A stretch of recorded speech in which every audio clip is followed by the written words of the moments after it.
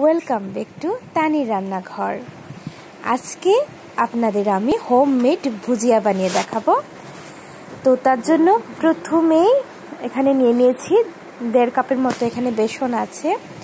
দিয়ে দিলাম লাল লঙ্কার গুঁড়ো 1 চামচের মতো, হলুদ দিয়ে দিলাম পরিমাণ মতো, দিয়ে দিচ্ছি পরিমাণ মতো লবণ। এটা যেভাবে স্বাদ অনুসারে দেবেন, অনুযায়ী মানে যে যেরকম পছন্দ করেন। দিয়ে দিলাম অল্প একটু জিরের গুঁড়ো, দিয়ে সব কিছুকে শুকনো উপকরণকে আমি মিশিয়ে নিচ্ছি। আর একটা কথা বলে দিচ্ছি, বেসনটাকে কিন্তু আমি আগে খুব ভালোভাবে চালনি দিয়ে নিয়েছি, অবশ্যই করে চালনিটা দিতে হবে। তার একটু লঙ্কা দিয়ে দিচ্ছি কালার আর একটু স্পাইসি ব্যাপারটা থাকার জন্য। আর এখানে দিচ্ছি সামান্য পরিমাণে হিং। আর আপনারা যারা হিং পছন্দ করেন না, হিংটা স্কিপ করতে পারেন। তো আমি তো ভালোবাসি তাই দিয়ে দিলাম।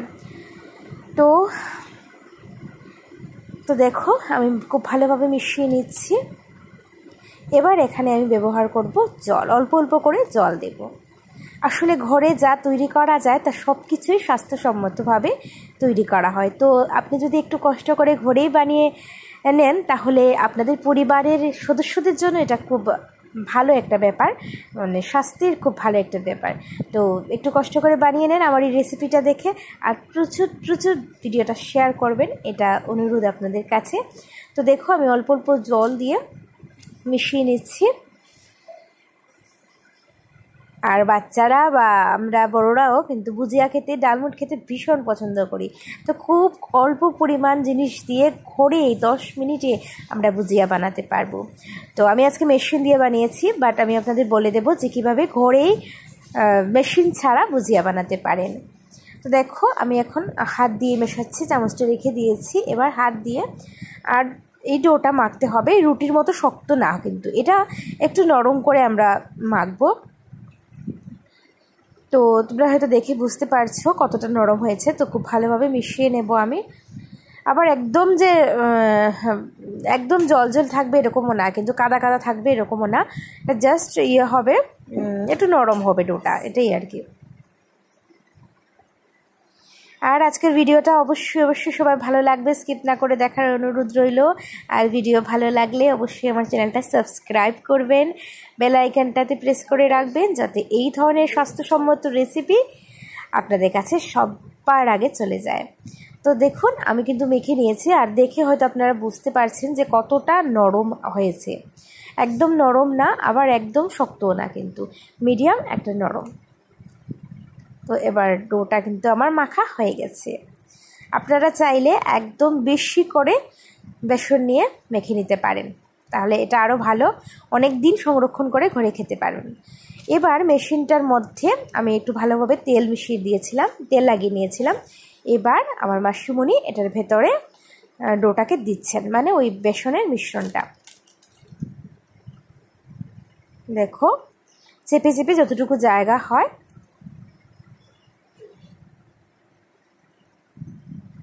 আর খেতে না খুব টেস্টি হয়, মানে দারুণ লাগে।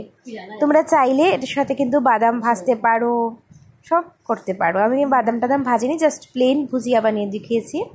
তো দেখো আমি একদম ছোট ছিদ্রটা নিয়েছি, তেলটা খুব ভালোভাবে গরম হয়ে গেছে। এবার এটা বন্দুকের মতো কিন্তু, তো মাসিমণি দিয়ে দিচ্ছেন তেলের মধ্যে।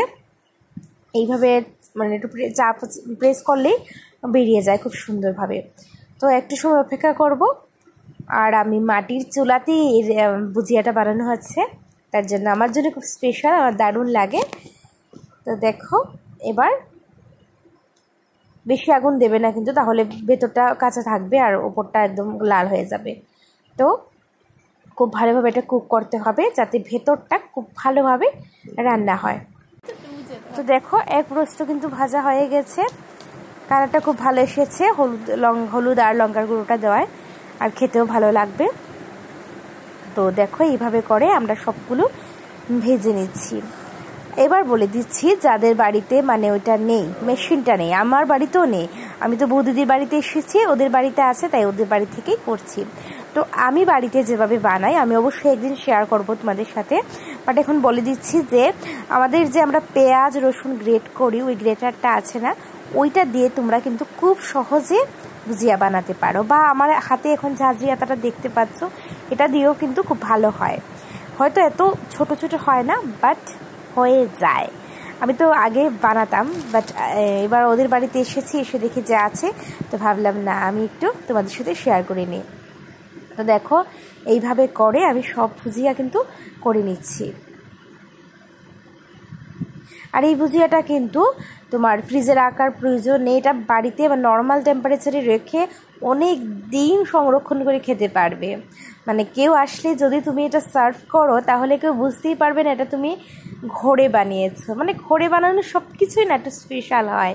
মানে আমার তো খুব ভালো লাগে যে কাউকে কোনো গেস্ট আসলে একদম নিজে হাতে বানানো একটা কিছু। তো তোমরা যদি শিখে নাও বাড়িতে বানাতে পারবে। তো তার জন্য কি করতে হবে, আমার ভিডিওটা দেখতে হবে স্কিপ না করে, আর প্রচুর প্রচুর প্রচুর শেয়ার করতে হবে তোমাদের যারা বন্ধু, ফ্রেন্ড, ফ্যামিলি সবার সাথে শেয়ার করতে হবে। আর আমার চ্যানেলটা সাবস্ক্রাইব করবে, লাইক কমেন্টস তো করতেই হবে। আর না হলে আমি জানবো কী করে যে আমার কি হচ্ছে, ভালো হচ্ছে না খারাপ হচ্ছে ভিডিওটা।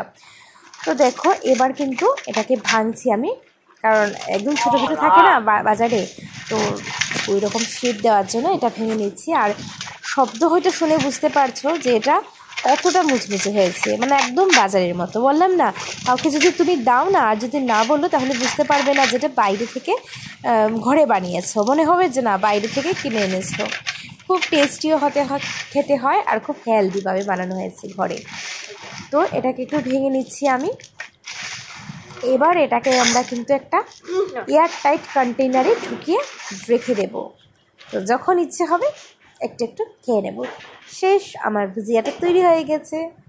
তো দেখো আমি একটা বক্সের মধ্যে রেখে দিচ্ছি, বাইরে থাকলে কিন্তু এটা একটু হয়ে যাবে, কী হবে, কাদা কাদা হয়ে যাবে। তো একটু ভিতরে ঢুকিয়ে আমি খুব ভালোভাবে মুখটা লাগিয়ে নেব। হয়ে গেল আমাদের ভুজিয়া।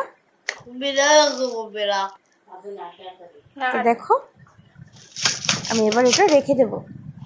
তোমরা বাড়িতে অবশ্যই অবশ্যই ট্রাই করবে। নতুন রেসিপির সাথে দেখা হবে খুব তাড়াতাড়ি। টাটা।